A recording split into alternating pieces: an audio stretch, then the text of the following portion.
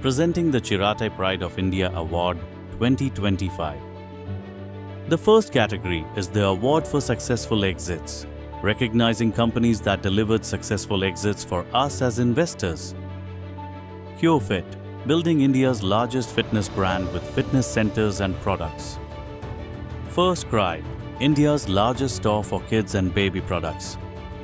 Squadcast, recently acquired by SolarWinds for building a world-class reliability automation platform. The next category is the Award for Successful Fundraise, celebrating startups that have successfully raised capital in challenging markets. Frinks, visual AI for defect detection, resulting in flawless manufacturing. Good Meetings, AI tools for sales intelligence and productivity. HexaHealth, delivering end-to-end seamless patient surgery experience from discovery to post-op care. The last category is the Impact Awards, honoring startups making a significant social impact across critical sectors.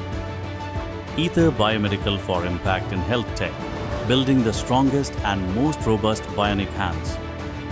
AgroStar for impact in agritech, helping farmers win via largest agri-solutions platform, combining digital with omni-channel access to agri-inputs and global markets.